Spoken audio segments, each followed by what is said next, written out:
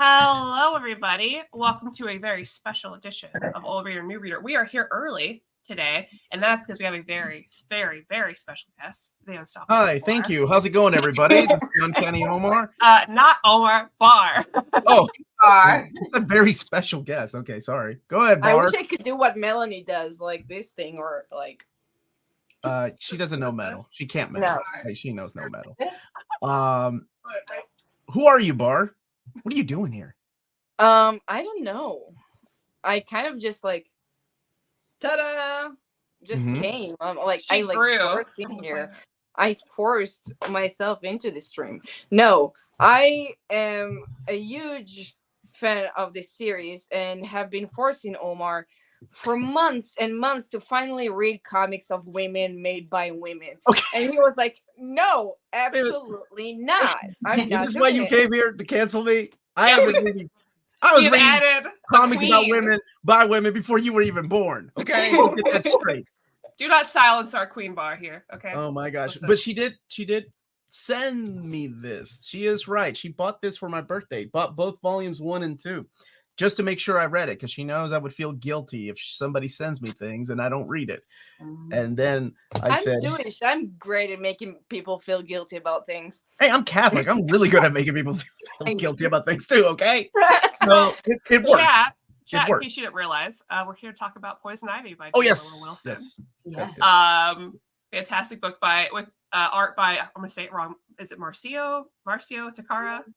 Marcio Takara. Okay. That guy's art is so good. That's why I want to do an overview of these books to showcase that artwork, because it's beautiful. So it is coming out in trade paperback in March, I think, right? Like in a couple of weeks. But it's only available. Yeah, but it's only available in hardcover right now. Volumes 1 and 2 are. And the hardcovers are very beautiful, I gotta say. They're standard size, but they're still really pretty. Very good quality. Yeah. And even under the dust jacket, it's really. Yeah. It's the wraparound image, right? Or it looks like a wraparound image, but it's textless. And I like that. I like that that's kept there. So Bar, give me a little bit of the status quo of Poison Ivy during this time, in case people haven't read it, without going too much into big spoilers. But we do have to talk about things that happen in Fear State and Heroes in Crisis. Things that happen in Heroes in Crisis. But yeah, give me a little bit of a rundown. Because we are talking about, this is Rebirth era of Poison Ivy, right? Not New 52 nor previous, because everything got revamped. Okay. I'll give a little bit of a timeline run because with DC and Heroes in Crisis, it can be a little confusing because some series like ignored Heroes in Crisis and some like Poison Ivy fully embraced it. So Heroes in Crisis, Ivy died there. She came back fully planned, and then we have the Harley and Ivy miniseries, in which Ivy spends most of the series just being a houseplant, pretty much, and she grows and grows to become like an actual person again. But then at the very end, we meet another Ivy who's like mad at Harley and says, I'm Ivy. Why did you walk around with like this copy of me? And that's when we find out that there are two Ivies. One that is very weak and very almost human-like in a way. She has more emotions and she doesn't really have her powers. And then we have the angry and more villainous and powerful Queen Ivy, which we then see play a big role in Fear State. She basically brings back Eden. Eden was completely destroyed. She finds out, she's mad at Harley for letting Eden get destroyed, and she basically brings it back to life. And then Harley and Gardner, for a while, Harley does not know where Ivy is. She's looking for her in the Batman series for months. And she finds out that the weak part of Ivy is dying. Basically, the powerful side of Ivy is like fitted off of it. And at the end, it's just going to kill her. So her and Gardner come up with a plan to try to merge the two Ivies together, which caused Ivy to completely lose both her Queen Ivy powers and also basically all the power set that you know that Ivy has is completely gone. She's not connected to the grain the way that she used to be anymore. Okay, and what about her relationship with Harley Quinn? Where are they now? So at the beginning of the series, they have a friction between them. They broke up in Harley Quinn issue number 10 by Stephanie Phillips. They kind of did a little reboot of that with Ivy like deciding to leave because she's mad at Harley for helping Gardner basically take away the power that she had as Queen Ivy. That's the most powerful that Ivy has ever had, and it's very addictive. She was willing to die just to not lose that power. So she's mad at Harley for basically saving her life. You can say she's a bit ungrateful, but yeah. But she feels like she's been depowered by her at one time love, right? Yeah. She feels betrayed. Okay. And that kind of kicks off this series. So really quick, let me get the super chat. I can't believe Josh paid. God bless you, Josh. Discount Ben Bar, my greasy bag of gas station pork rinds. Speaking of beautiful poetic language, I am glad you are here and sharing your passion with us. Never change, you jerk, and read Bang. Bang, of course, is the comic by Josh Greathouse, creator. Really? Yeah. You ever heard of it? My wife is the editor on that book. Did you know my wife, Melanie? You know the one that you super chat and hit on every Saturday? You know that one? Okay. So that brings us up to speed on Poison Ivy. And that's where the series kicks off. Who wrote the miniseries of Harley and Ivy? Was it G. Willow Wilson? No, it's not G. Willow Wilson. Okay. I didn't know if it was her, Stephanie Phillips, or somebody. It's Hauser. Jody Hauser? Yeah. Okay. Yeah. This is the miniseries. Got you. All right.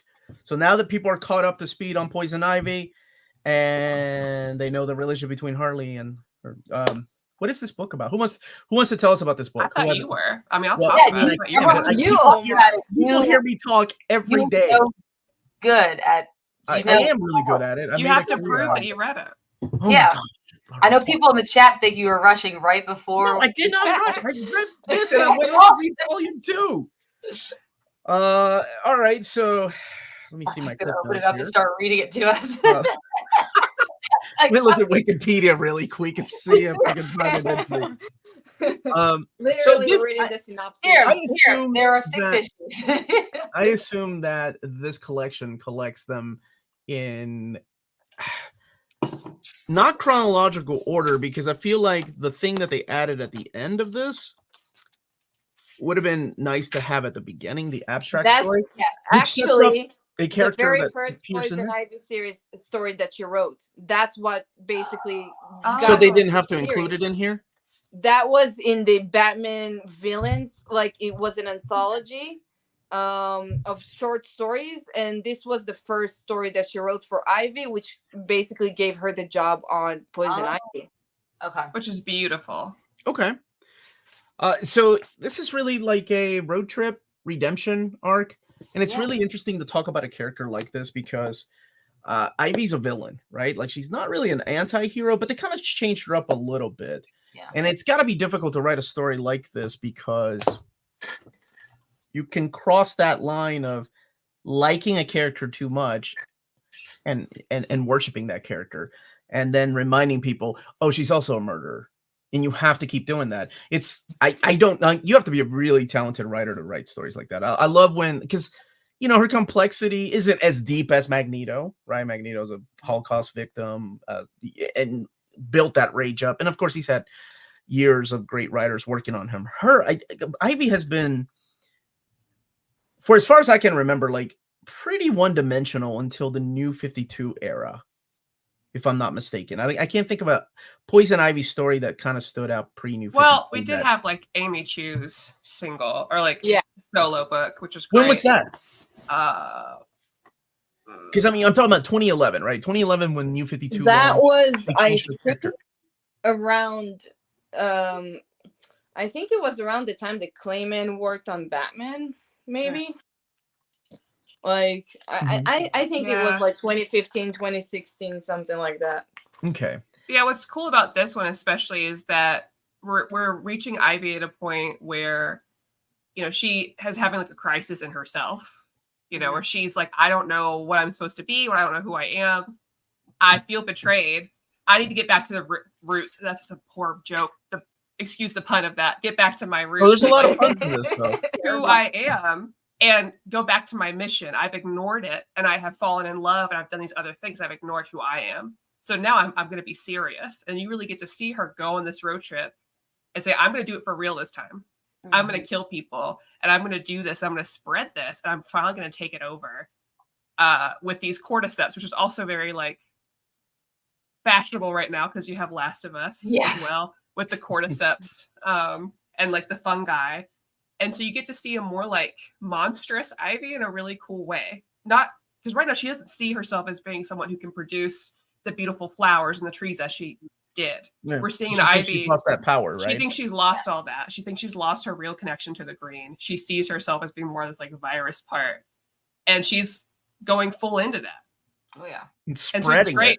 This great part of her, like right back to Harley and, you know, detailing this. I will just say Poison Ivy is probably one of the, I've said it before, she's probably one of the most inconsistently written characters because she's usually used as a plot device. They use her for whatever plot they need her in. Like they need for a Batman story someone to do some chaos, they bring in Poison Ivy. She's usually a plot device. She's not the plot, you know? Yeah. So this is the very first time. Even I feel like even in Amy Chu, we got just a little taste of it. But this is the first time that I feel like we actually get to go into Ivy's mind to see how it works. It's interesting that I see in a lot of books Ivy being portrayed as like this evil person. Like we just know her mission, you know, so it's very easy to just put her off like she's just this crazy lady, you know, and just seeing that she actually does have feelings, you know, like she actually does feel a little bad about the things that she does. You see her trying to justify her actions every single time. Like she's telling herself, I'm giving them a more merciful death. I'm and it's nice to finally see that because we don't see that side of Poison Ivy very like this is a very I would say I've read Poison Ivy for years, but this must be one of the first times we actually see her feel bad about her victims. Yeah. So this series finally gave her a voice, I would say. Let me get the super chat, and then I want to mention something that was very important in this book that I completely forgot about. Finally, after a year and some change, the Uncanny Omar has read Poison Ivy. Read as the Rock. I can't read that as the Rock, Adrian, but thank you for the super chat. And Elon is asking you something, Bar. So this is for you, Bar. My delicious shawarma with a honey hummus dip. Wow. It's fantastic to see you on the show. Team Bar, cancel Omar. Omar peaked in 83. Whoa, all these inside jokes. You got me. All right. Thank you, Elon. One of the things that I don't know, I don't think that it's been brought up, or I can't remember, as the usage of the Floronic Man, which was a character that first appeared like in the Atom. He's been used in the pages of Swamp Thing, but she keeps talking about this Green Man, right? Like that's where she's heading back to where everything began. So we see her have a road trip to Seattle, and we see her like eventually. Her idea on like poisoning the world is really dark. Like when she gets that job at the shipping facility, I was like, damn, that's smart and also messed up. Like, no, you're gonna. Well, I mean, if all you gotta do is look back three years ago, right? With COVID, remember, like you weren't supposed to touch your packages. If a delivery driver left your packages, you're supposed to like leave them there for 3 days. I was started like getting flashbacks of that era. And how easy it would be for somebody to catch and spread these diseases. And that's what she's trying to do through this. But going back to that, where it all began, including her mentor, which is brought back in this story. Yeah, I didn't know he was, until you just mentioned just now, I had no idea Jason Woodrow, aka Aquatic Man, was somebody before this. Oh yeah, he's been around forever. I mean, Neil Gaiman loved using him. Oh, he used him in the of course, Alan Moore used him in Swamp Thing. What was it, 22? It's a very, very famous issue. But the Black Orchid, that's where the idea was established that he was a professor, kind of re-envisioned him, and was a mentor to Pamela Isley, who's of course Poison Ivy. So that's kind of where the idea came from. And it was even like in the Shadow of the Bat stories. Every once in a while they would bring it back. But at least from what I remember, I can't remember if it was brought back in the New 52 era. Because, DC revamps its universe so many times. It's kind of hard to keep up with what's canon and what isn't. So I'm glad that they kept that canon, because I always like that aspect of things. Like kind of tying the DC universe together, right? Like when things are like, oh, this is connected to Batman, cool, or this is connected to Swamp Thing, awesome. But yeah, that's what she keeps seeing visions too of, like these monster creatures that are after her, and that actually comes to these things right here. Yeah, she's not sure if it's the mushrooms who are doing this or if it's actually him coming after her. Yeah. So when you mentioned like she feels bad about things, in this part right here at the shipping facility, I was thinking the same thing. I'm like, oh, she feels guilty about maybe killing that guy. But is it guilt or is it selfishness, because she ends up like hooking up with this chick right here, right? That was being harassed by the guy that owned the company. And I thought, okay, because we're still dealing with a character that's a villain. So I think it's maybe it was a manipulative way to get her in the sack. You know what I'm saying? I don't think so at all. Okay. No. She's lonely right now. She's lonely and she's heartbroken and she's lost. I think she has an opportunity for it to happen, but she let it happen because she was lonely. Yeah. I don't even think she realized that woman was even attracted to her or anything like that. She just saw what was happening to her, and I'm assuming other people in the facility, and decided to take matters into her own hands. And then the woman noticed how great she was and how attractive. I think it was. I think what led me to that conclusion was, so that's where she sees the monster, and it kind of reminded me of it. And at the end of that battle, she's like, "Get out of here and forget about me."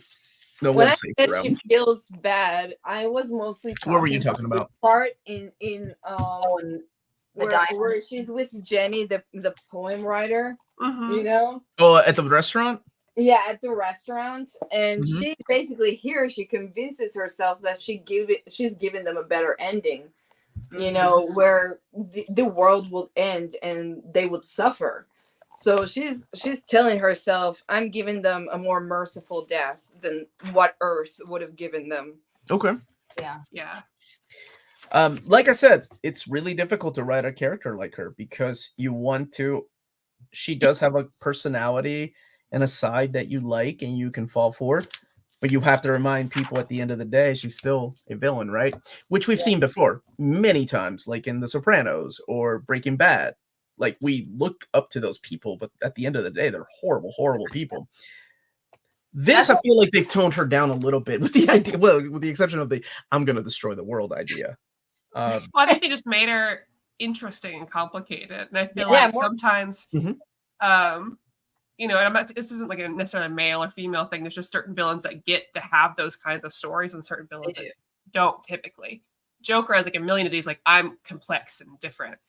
And it's nice to see that they give her that she's not that, like you said, one-sided. Like, she's a complicated person and she's doing these things and she's justifying these things, but she continues to have crises of faith and also still seek out human comfort, which is part of what her whole deal. Like, she's like, oh, I'm separate. And yet she meets a nice person and she gets excited about doing gardening, and she has this nice moment in a cafe with somebody, and she meets these people along the way, and she just can't stop herself from seeking that human comfort. Because if not, she would have gone to the green forever ago. Yeah, okay. I like villains that it's not easy to hate them, because it means to give them a little bit of humanity, a little bit of depth in order to make them likable.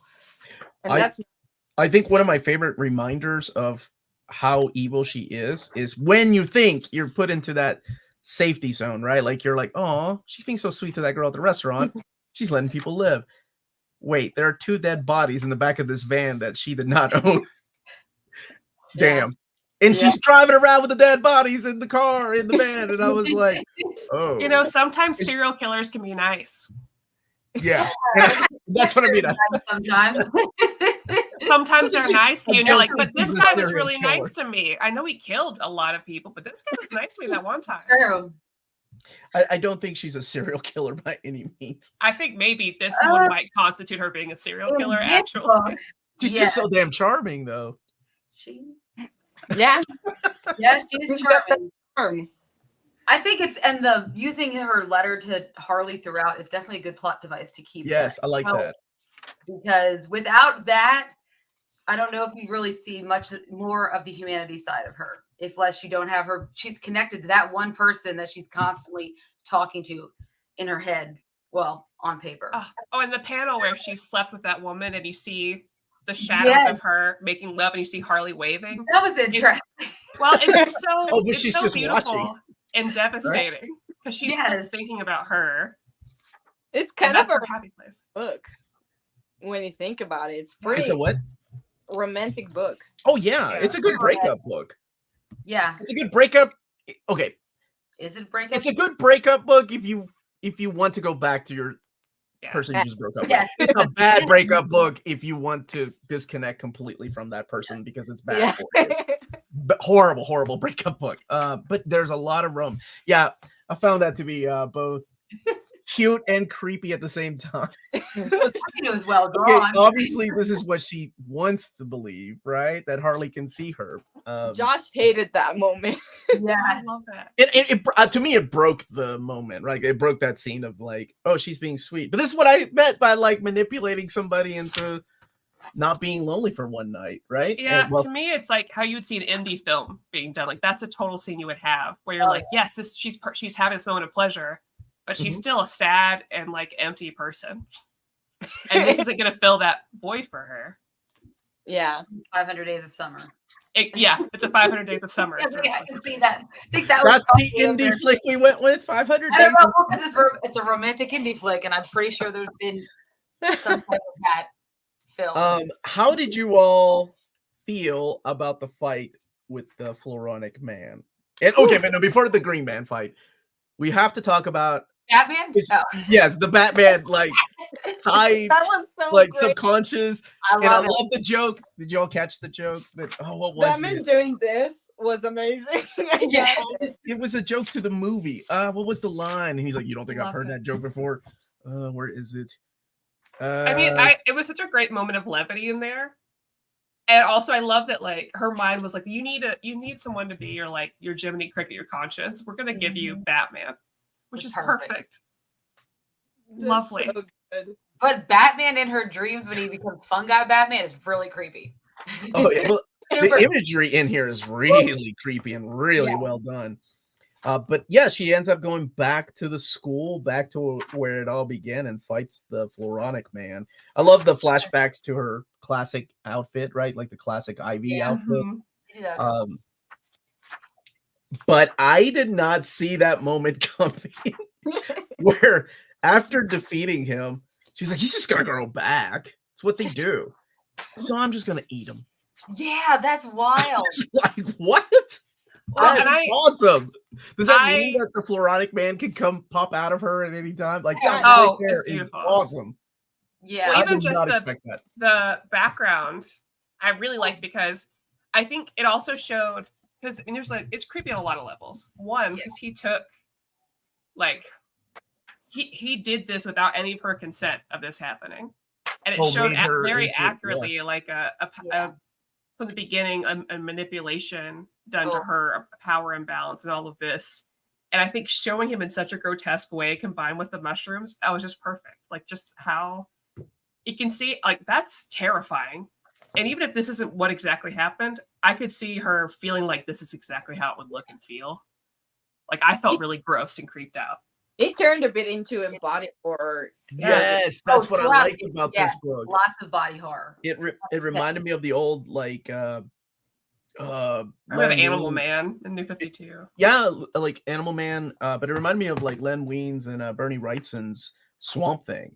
Yeah. All of it was like body horror. I love that. The artwork is beautiful. Some of these panels are outright disgusting. Yes, it's hard to look at some of them. Oh no. Okay, she's back. Okay, good. Good. Hey, sorry, you went away for a second. I don't know why. Wait for a second. There's two artists in the book, but the main artist in here is Marcio Takara, right? Yeah. Yes, Marcio Takara. Yeah. We'll just wait for Bar to come back. And I really liked his artwork. He reminded me of like a little bit of like Carrie Nord and Kenneth Rocafort, like these type of artists that I really am drawn to. I really like that beautiful. Oh, and the beautiful color palettes that they use through here, like for flashbacks. Very nice, very nice. Well, and I like the use of the color too, considering that she's poison ivy, and you know what she represents. The coloring just made perfect sense throughout the entire book. I thought it was great. His art is amazing. I like this guy has become one of my new favorite artists. Yeah. I don't think I've seen anything by him, and I felt in love with his art. Now, you know, because the second artist, who is it, Arif, in the second volume, who does the first story arc, it's not bad, but it's just when I'm used to this, I was like, oh, I really like his art. Just captures the expression so well. I gotta give, if we're giving shout out to the art, this page, oh yes, this beautiful page is just so. Man, it's one of my favorite pages. I just like how colorful it is. Like I was thinking, because I saw Dune on Sunday, and I was thinking how a lot of like horror or sci-fi or fantasy tends to be kind of devoid of color when they want to like show seriousness. And I love that they were like, no, she's part of the grain, she's part of life. Even the cordyceps are colorful. This is it can still be horrific and bright. Exactly. Let me hello, #hello. It's really hard to break up momentum when you're talking with 4 people and reviewing a book. We do get to the chat eventually, I promise. It's just that sometimes when you get caught talking about comics with your friends, and it's really difficult to break out and say hi to people. Everybody. Hello, everybody. #hello, everybody. There. I covered everybody. Now, we'll come back a little bit later to you. Was there something that you did not dig about the book? Anybody? Like something that was slow pacing, or like maybe the art, or maybe it was gross to look at? I mean, it was I think everything. The only maybe minor gripe is some of the characters that she interacts with could be considered a little bit of characters of the kind of characters you would want to save, right? Like the guy at the diner, or you know, they're just like, oh, these good people, maybe I shouldn't hurt them. They're kind of characters of those types of people. But that's just a really minor gripe to the whole story as a whole.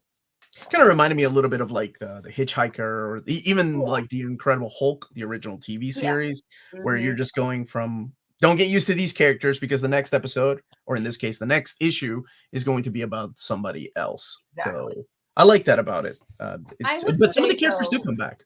That even for a book focusing on a villain, I've never seen so much focus on the victims of the villain. And it goes beyond just these 2 volumes, so I will not like elaborate.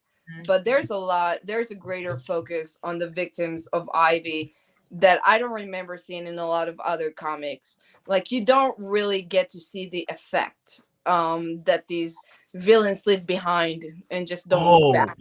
Yeah, you need to read Gotham Central. That is the epitome. I read Poison. I read Gotham Central. But... Oh my! Well, yeah, you remember like every case is like, oh, well, looks like Mr. Freeze froze this guy. Well, let's do an autopsy. Oh, and it's awful. Like what? Because you're right. You never see that. It's always like the background characters. Oh man, that poor police officer got frozen to death. You don't really know what it means until you see like a close up, right? Oh. What about Maddie? Was there something you didn't like, or? No, this is it's one of those rare instances, I think, where I'm just really happy with everything. Because not only like, I mean, I'm really happy with the story. I love the way, you know, the monologue is written through the letters, you know, the color, the art, and just the extra attention to detail as well. Because like the breaks in between issues where they have like those pages written as if they were like, you know, you're creating like gathering like scientific evidence, like the way that they have those written down, you know.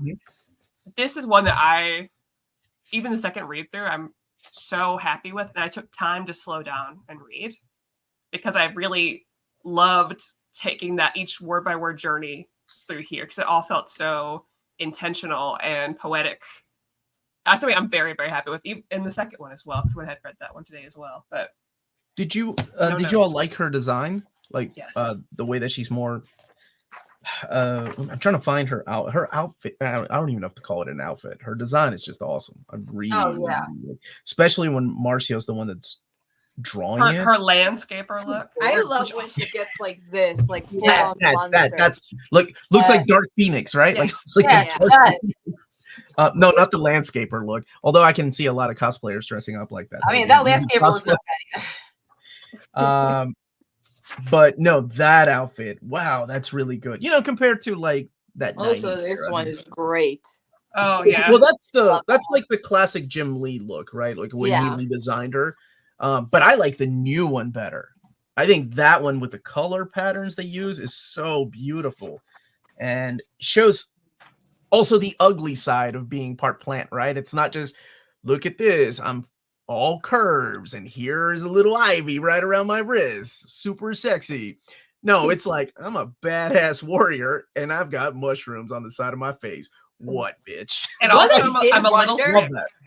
Does she actually physically turn to look like that, or is that just what the people see when they're under the influence of the mushrooms? I think that's what they see. I think it's what they see, but there are times in here, especially in the second have control over it, where it looks like she's losing control. I feel like she must, because especially with like, I won't spoil the second book, but like the way that she's able to connect with people in the same way that like the Floronic man is, kind of, right? Where she's kind of able to like use that to kind of control what their hallucinations are a little bit. Mm-hmm. She must have some ability to do that, whether she realizes or not.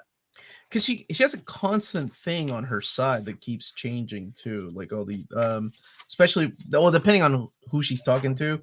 That's what I meant by like sometimes it feels like she's losing control. And I don't know if that's explained later on or not. I do like the idea of bringing back characters, though. I thought that was nice in the second volume when they brought back the character. What was her name? I just can't wait for Amanda to read it so we can talk about not Gwyneth Paltrow. Not Gwyneth Paltrow. Oh, the girl in the second or in the backup story? Yeah, the one who definitely isn't Gwyneth Paltrow and Jane from HR. Oh, really? Janet. Is it Janet? Janet. Well, it's Janet, but then there's like the cult leader or like. Oh, yeah. I saw that. And I was like, I want to hear Amanda's opinion. This backup story is really important to read. The art in that explains right before that story that this happens before the events of this series, but what happens there is also important for the rest of the series. I like how she did the connections, because I would say that being up to date with the series, like I'm on issue 20 and doing a reread, and I'm like, wow, she planted a lot of stories that will move forward only in issue like 18, 19, and I didn't even notice. Like, it's kind of crazy how she had this whole thing planned out, thinking that she's only gonna get 6 issues at the time. Yeah. Also, I love that you said planted. That's a good No okay. pun. I love the art in this one, especially like, can we talk about how smooth she was, right? Oh yeah. Here. When the backup story that introduced Jane from HR. Like, when she's like, oh, you look a little bit green. And she's like, oh, well, you look perfectly stunning as usual, Janet. I was like, oh, I appreciate the same Janet at the end. All right. Ivy, every time she sees a blonde person, she's like, oh, Harley. Yeah. Yes, she did it. She did it twice in this book. she's real for that. Yeah. Right? Anyone who's been through a breakup, like, is that? Oh, no. I have no problems with this. I liked it. I gotta say, one of the grossest moments is her shaving the things that grow on her. Oh yeah, that was I like that. I kind of felt the pain as she was like, you can just see her face, and I was like, oh, I feel that. He did such a great job. I mean, obviously she's like explaining what's happening, but she doesn't really need to, because you just follow the panels and you're like, oh, I know what's happening here. And it's fucking disgusting. Oh, sorry. It's very disgusting. Okay, we're about 40 minutes into this. I think we're good now. Oh, okay. I'm glad they did not go with some of the concept designs because they look kind of stupid. I did not like that one right there. Kind of I was reminded very me of Mrs. Lovett from like. She does look like Mrs. Lovett. Were you talking about Bette Midler's character in who's Bette Midler's thinking character? Hocus Oh, Hocus Pocus. Yes. Oh, that's his what- Hocus Pocus. I was like, who are you? I kind of like it. No, Bar. That is an awful design. She's got like a bat. No It's dress. That one like- up next to it isn't bad though. I like that one. That one's better. Yeah. This one. I don't know. all the covers are gorgeous, and I wish that they release a poster portfolio, especially for this David Talaski like pinup one. If I can try to highlight it. This one Which right one? here. Yeah. It's gorgeous. Oh, I really like who is it? Jessica Fong, the artist, the cover to this. Mhm. I really liked her art. And Jenny Friesen. Jenny Friesen. Oh, well. Yeah, she Knocks it out. always. She draws gorgeous women. I just gotta say it. Gorgeous. Sweeney Boo got a cover. Hers is pretty. I like that one. Yeah, I love the Dan Mora cover. I mean, all of these are great. Yeah, so you have like some classic looks, Yeah. Yeah. and then some of them are the new look for her. Oh, that Jim Lee cover is also very stunning. It is Jim Lee. Yeah, it's the one that they're like, yeah, we don't need color. It's Jim Lee. Yeah. Do what you want. I think he gets like a black and white, and then they give him a color version of it. No, it Yeah. will sell regardless. Exactly. So nobody had that's any issues with classic. this book, right? That No classic issues with this book. cover Well, that is one's good also too. I like so that one. great. Yeah, no. That's a recreation, right? Or Yeah, something. of her first Yeah. appearance. Okay, let's rate it the book then. Bard, what'd you think? 5 out of 5. 5 out of 5. All right, I'm gonna I round out would to even 10 out of 10. say if someone wants to read Poison Ivy, Mhm. this is a great place to start. Start here. Don't read the rest. So Yeah. no need to read anything before this. No. I think you'll catch in. You'll realize what's happened. Yeah. Okay, got it. Okay. What about you, Maddie? What did you think of this? 10 out of 10, baby. 10 out of 10 out of 10. Is that your first 10 out of 10 this year so far?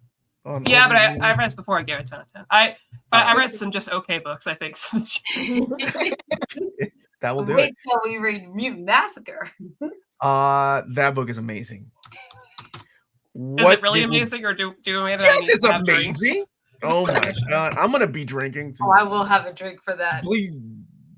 What did you think, Amanda?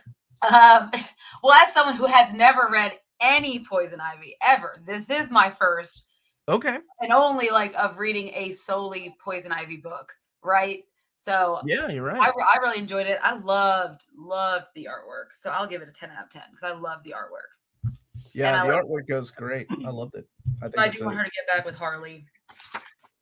well, Yeah. you get a little bit of that in that second volume.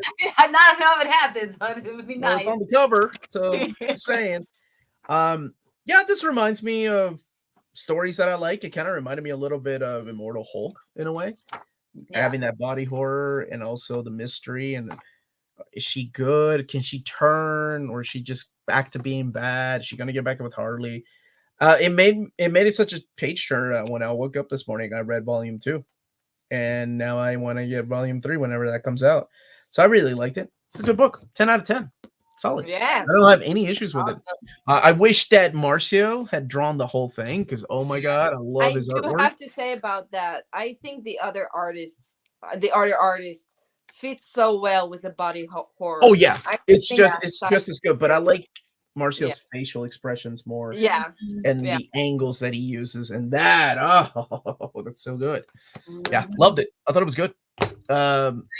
Probably one of my favorite Willow Wilson books. I liked it more than I did Invisible Kingdom, and I liked it more than I did what Wonder Woman. I did not like her. I was worried about this because I wasn't a fan of her Wonder Woman run.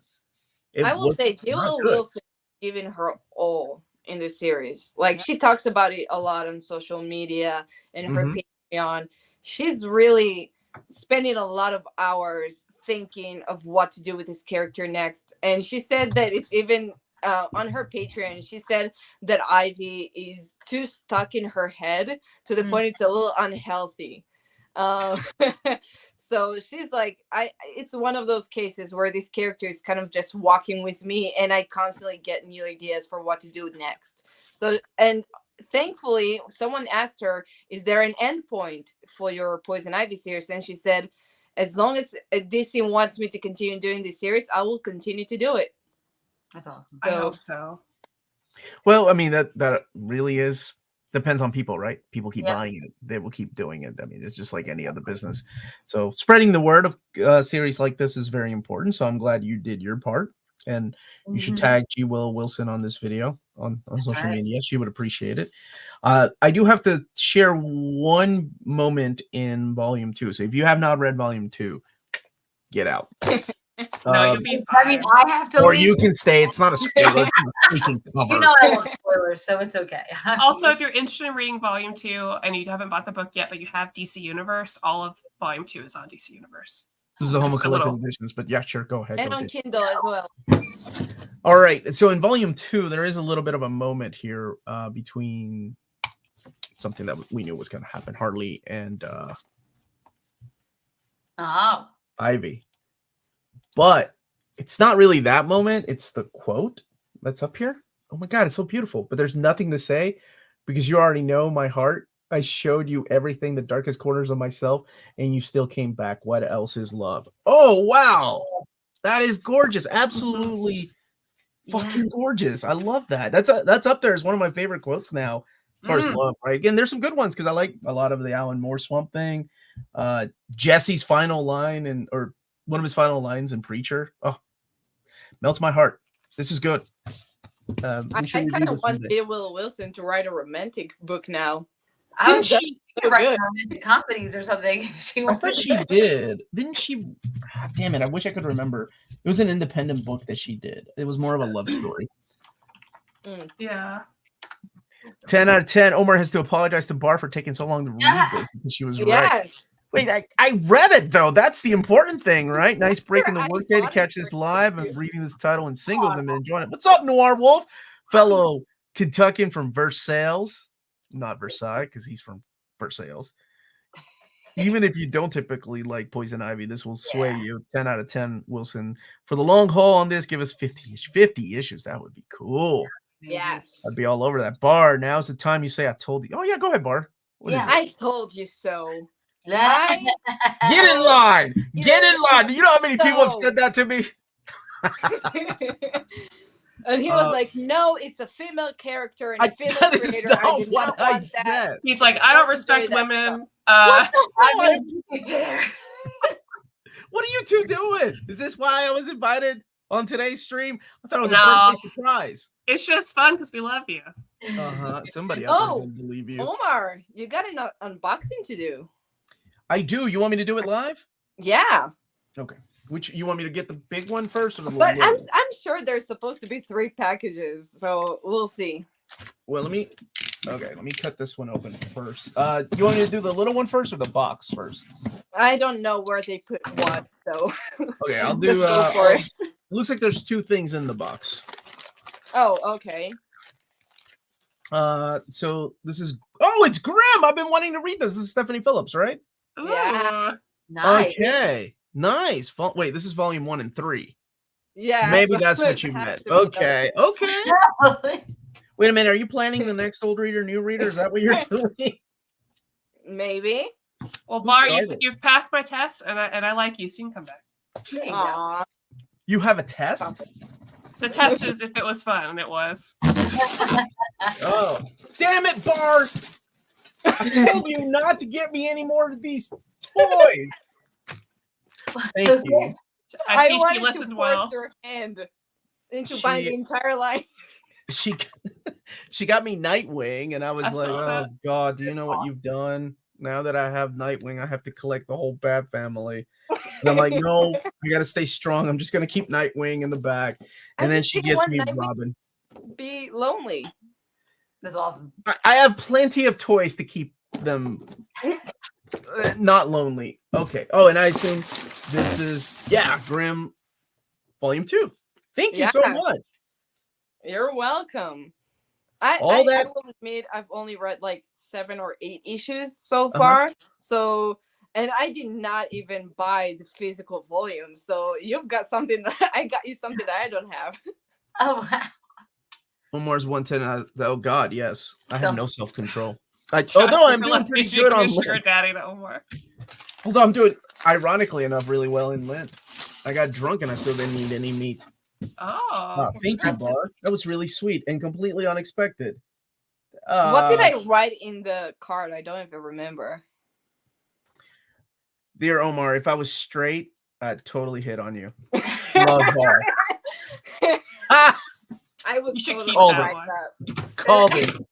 Thank you so much. That was really sweet of you. So she got me volumes 1, 2, and 3 of Grimm. I really like the art. Flaviano. I don't know. You know, I made the order like the day that volume 3 came out. Like I waited. I was like, I'm going to wait until volume 3 comes out.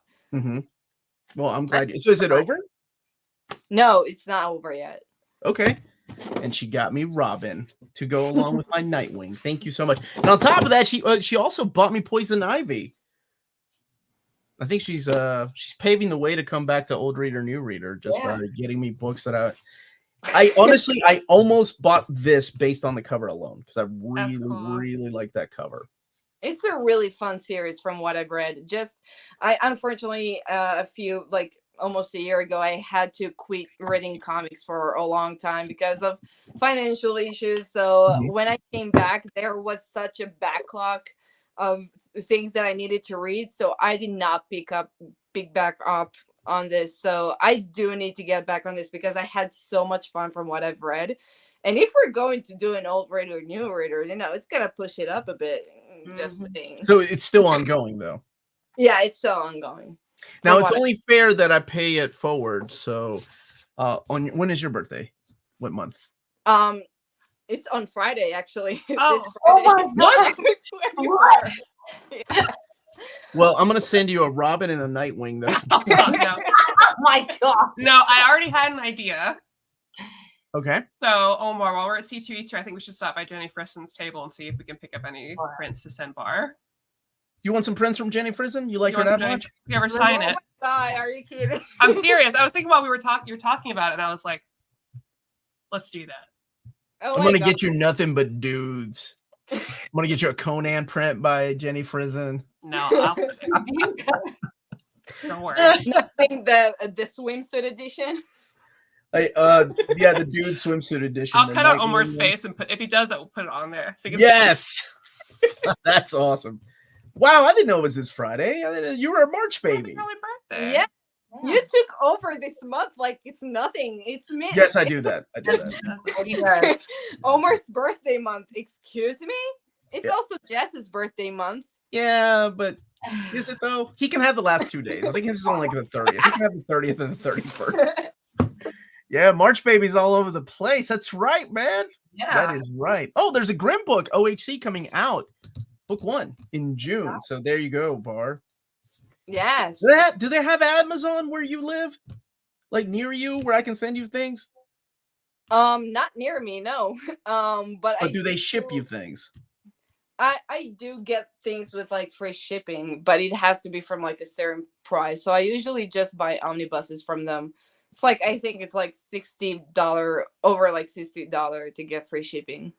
So do I have to go to like there's like Amazon Canada and Amazon Japan. Do I have to go to like Amazon Israel? Is there? I don't know. That's what I'm asking. You got to get your books from somewhere, right? I believe it. Even if you have like Amazon Israel, they still ship it from the United States. They don't have like warehouses here. Wow. Okay. There are still. It's just that if we're talking about like third-party sellers, there are some that don't ship things here. I got you. So yeah. Oh, James says he's the best way to ship to Bar. Oh, you are? Okay, well, hold on to that box then, James. James. For my birthday. Where are you, James? He's in. I know where he lives, but I don't want to dox Whoa. him. Hey, I know what doxing means. I know what doxing means now. He Okay. lives near a place I used to live a long time ago. Actually, Ah, old Jess is sending me the Spider-Gwen Omnibus Volume 2 through James. He already sent him the copy. So everybody mailed James something. Got it. All right, James, give me your address right now. Omar, can we get a top 20 Wolverine stories video for your birthday, please? Actually, for my birthday, I'm gonna do top 10 Wolverine fights. That's what I wanted to do. So that will be there. He lives in a cabin in the woods. No, he doesn't. He doesn't. But he's our oracle, man. That guy is on top of it. He knows exactly how many videos we've done, what our ratings were, and not just for Old Reader, New Reader, but our movie show. He's crazy. I mean, I gotta give James a shout out because he's actually the ones who did the orders for everything that I bought you. So he's such nice. Yeah. Well, I that sent was him sweet. money and he just bought it for me. Oh, that was well. Thank you, James. This sort of came from you too. Yeah. No, he's a great person and a great friend. Thank you, James. Oh, look at that, James. I always say that James is the one thing I can always count on in life. One thing. That's it. It's just James. I don't know Everything this about else, my life. I'm like, if go to anything, hell. James is here. Oh, in honor of Omar's birthday, everyone donate a copy of Trouble to your local library or elementary school fundraiser. If you're part of our Patreon, that is going to be the book club read this month. And God bless you. God bless everyone on this journey. It's awful, awful, awful. Bruce sent us 18 copies of Trouble, the oversized hardcover. He's nuts. I was like, please spend money on things I like. Don't send me more copies of Trouble. I have 18 and I got to give them away. I think I need to read it to understand how bad it is. Oh, it's awful. Let me give you the pitch. Okay. You ready for the pitch? Yes. Are you sitting down? Yes, you are. Yeah. Okay. The pitch is Aunt May, Uncle Ben, and Peter Parker's parents are at a summer. You ever seen Dirty Dancing? Yes. Okay. Okay, it's the plot to Dirty Dancing. Somebody gets pregnant. Oh, it's so awful. before. It's so Okay. awful. It's so Yeah. awful. This is by Mark Miller and Terry Dotson. Is Explicit this the content. story of how Spider-Man got made? Like literally? No, that's Madam Web. You need to go watch Madam Web. Support your lady creators. Speaking of lady creators, where were you all at in the movie? I supported it. I wasn't even there for Sydney Sweeney. I watched Madam Web in theaters. Oh yeah, you. I forgot you were I there. have to leave early to go to a meeting because I At a My most work day? expensive movie theater. can you all wrap it up for me? Yeah, wrapping it up. Everybody Omar, give it it was a really 10 great out to of see you. I'll message you after this. Bye. Bye, Maddie. 10. Bye, Maddie. Wait, are you ending it or I just? support Okay, quality she's not. and She's female leaving us. stuff. So we're still live, Bar. Oh, Okay. Yeah, she said just can we wrap it up for her because she has to Yeah, go. we were gonna wrap it up for her. We're gonna give you Maddie's address where you can send her whatever you want. James, can you put that on the screen, please? So you wouldn't say you had the time of your life. No, not with Trouble. That movie or that book is awful. Bruce also said, yeah, I got to go to the post office this week. I live in a cabin in the woods. Do you really? I don't believe you. I don't believe you, man. You know Aunt May and Ben Parker. Never mind. You know Dirty Dancing. Yes, that is I know the both those things, but I never thought. thank you, Rahul. Wants more Bar on NMC. Well, we might have to do a couple of early old reader, new readers for her to join us and maybe do some Grimm. But you know, I'd rather you read something I've read so you can appreciate like some good stories from time to time. good. Mhm. Like, Mm. Batman Year 2. Like Well, Batman Year because 2 that's is bad phenomenal. taste. I don't know. It is phenomenal. Some real stories, you know, about men written by men for men. You'll We love it. already You'll know love it. you I'm gonna love men. I'll Omar. recommend the manliest comics to read. We know you love men. You don't need to say it repeatedly. I love men's stories. Yeah, we do this. Amanda and I come back once a month to join Maddie as the old OG old reader, new reader. Clan. So yeah, we'll think of something to read. And if you want to do Grimm, we can do Grimm, or you just let us know. Yeah. Ours is the same. It's on the same schedule as OmniDog. They're both eating dinner and going to bed. That's. Oh my gosh. Oh man, that's. I mean, that's. Jess is waking up right now from his third nap. Okay, he's in a good mood right now. Anything else? What are we doing tomorrow, Amanda? You all voted, and we will be reviewing Ghost in the Shell tomorrow. Not the Scarlett Johansson one. Not the live action. The anime one, not the live action with ScarJo. In honor of Omar's birthday month, you all selected animated on our stream on Sunday, and now we will be reviewing. Omar, I remember people talking about a different movie in the chat that they wanted you to review. In the chat? Perfect. Yeah. Oh, the proposal? Yes. I'm still waiting on that one. Wait a minute. This is not an Amanda birthday month. That he'll also give it a 10 out of 10 when he realizes how amazing it is. Is it written as good as G. Willow Wilson's Poison Ivy? I mean, Ryan Reynolds. No way. Did you like it? Have you seen it, Bart? Do you know what they're talking about? I do. Years ago, I do need to do a rewatch, but it will be absolutely amazing to see you watch that movie.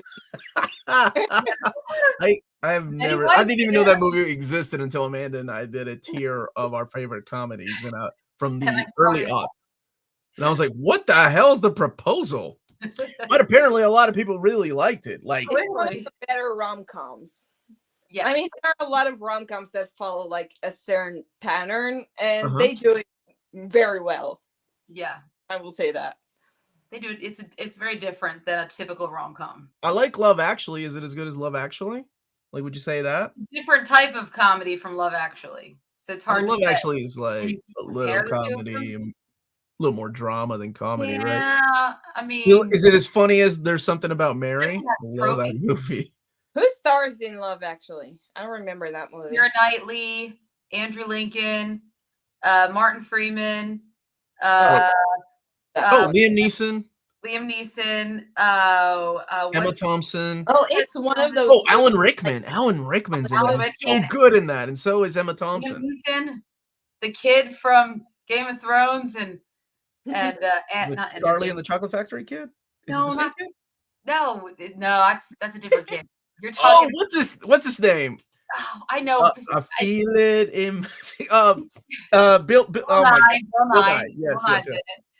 What's that actor's name? Hugh Grant. No, yes, Hugh Grant is it? Who played? What's his name? Oh my gosh, Mordo. Mordo? Yes, the bad guy. Oh, yeah. I'm not. I'm not gonna pronounce that man's name. That's all you, man. It's like one of those movies where like half of Hollywood is in it. Yes. Yeah, it's got a big cast, and I really liked it. That's the gentleman from who was a little kid at the time, and now he's. I was like, that is not Mordo. That's not Baron Mordo. No, that's not Mordo. He was also in Firefly or the Serenity movie. He was in Serenity. He was the guy chasing him or hunting him. That's his name. That's that right. Right Yep, that's why. What's his name, Amanda? You got your finger on the pulse of Hollywood, Amanda. Come on now, tell me. Chiwetel Ejiofor, I think is how you pronounce it. I don't know. Yeah, that's good. Sounded pretty. He's in it. Yeah, it's got a big cast. You should watch it, Bar. It's a good movie. It's a good Christmas movie. To watch The Proposal. Ooh, I like that. That's a good trade-off. One has nothing to do with the other. I want you to enjoy a good movie. No, you asked if it was as good as Proposal, so we're. Oh, I did, and you don't know if it is, right? Yes. Wow, this is a good question. Worst Poison Ivy story? For me, it's Everyone Loves Ivy, a very creepy concept done in the most boring way possible. Actually, I like that story. It was something that a lot of writers did not try to do at the time with Ivy. What was it that they were trying to do? Or what did they do? The very first time, as I said, like in the beginning, that we didn't really give Ivy a voice and like really acknowledging like her trauma and the things that she's been through. And in most stories, she's just the bad guy. That's it. Like she's not really given any kind of redemption or anything. But he did kind of try to go for it in this series. Like she's suffering from a trauma from something that happened in the past that she was involved in. And basically this is what led to Heroes in Crisis, because at the very end she That acknowledges story right there. yeah, she acknowledges Batman tells her that they have this sanctuary for the superpowered, for the superheroes, to heal from trauma. So he sends her there, and that's when Heroes in Crisis basically comes from. I get why people don't really like that. It's not Do a lot you, a lot of do talk. you have one? Do you have a worst Poison Ivy story? Worst Poison I've got one.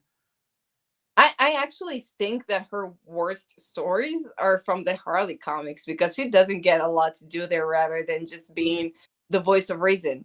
I love Harley and Ivy together, but she served kind of the same role that she did in every other comic that she was in, just being the supporter of the main character while not really having a voice of her own.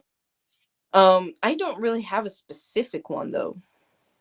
I'm gonna go with I was 8 years old and I was in my backyard and I rubbed my arm against this tree and I didn't know what poison ivy was. And I scratched my entire body and I didn't know anything about spreading it. So it was awful. That was the worst poison ivy story Wow, that sounds that like I had. And You know, everywhere. And I mean everywhere. that reminds me of that one panel where I gotta go Harley, with Heroes in Crisis. That is the absolute worst poison ivy story. Yeah. One of the worst DC stories ever. but I gotta say, your little story reminds me of that one panel of Harley in the Batman series where Ivy was MIA for months. Mhm. Nobody knew Yeah. where she, and Harley literally stole a poison ivy and started talking to it, and she like carried it around everywhere, hoping that Ivy was listening through the plant.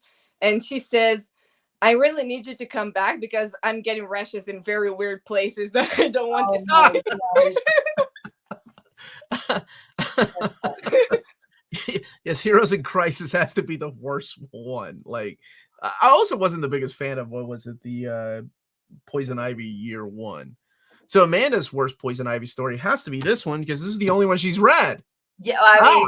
I mean, besides getting poison ivy myself, that might be the worst. Yes, that Or is if my always kid the got it, worst. that would be the worst because it's Ugh. one thing when you get it, but when your children get it and you Then you can't have to tell really your kid, don't touch your eye, don't touch your brother, don't touch your sister, don't touch me. Yeah, that's probably the worst. Don't do it. Yes, poison ivy It's the story. worst. Okay, well, thank you everybody for watching us. We're going to sign off for Maddie since she is not here. She's back at work. So, Amanda, why don't you sign us off? And then Bar, tell us where people. Actually, Bar, tell us where people can find you when you're not hanging out here with us. In Israel. You want the address or? No, I don't need your address. Um, Are you on social media? Do you have a social media people can follow? Actually, I'm mostly on Discord. You can find me on Discord. You can message me anytime you want. I'm there quite a lot. Okay. So, yeah, you can talk to me on there. I'm Awesome. not really active on the channels themselves because they confuse me. So just send me a message. I don't blame you. Discord's You confusing. sound like an old woman. They confuse you. They have hashtags. When it comes to technology, I am. I literally did not. I tried to work my computer camera for days, and then James told me, "Did you try to turn it on?" Wait, was that all it was? I just had to click the button. Oh my god. Yeah, you are an old soul. You are. Yep. You know. Dude, no wonder you like Jess so much. You guys can drink iced tea in your front porch and your rocking chairs together, talking about all those great Harley Quinn and Poison Ivy stories. Okay, well, that's where you can find Bar, everybody. Obviously, not with her camera turned on because she hasn't figured that out yet. No. All right, Amanda, sign us out of here. Sure. All right. Thank you guys for watching. Don't forget to hit that like and subscribe button. Remember to follow us on all of our social media channels at NearMayCon. Check us out on Spread Shop for some great near mint condition Whoa. merchandise. It is not my usual time I say this. I usually say this much later in the evening with more wine. And if you want to support us, check us out on Patreon for $1 a month or more. You can support us and hear what we do. Last but not least, if it's classy and cool, it must be near mint. And there we go. That's it. That's it, everybody. Thank you. There we go. You want me to Bye, end it? everyone. All right, And don't I'll end forget this stream. tomorrow, 8 Yeah. p.m. Standard Time. Listen to about Ghost in the Shell. Ghost in the Shell. That's right. First time for Amanda. Many times for me.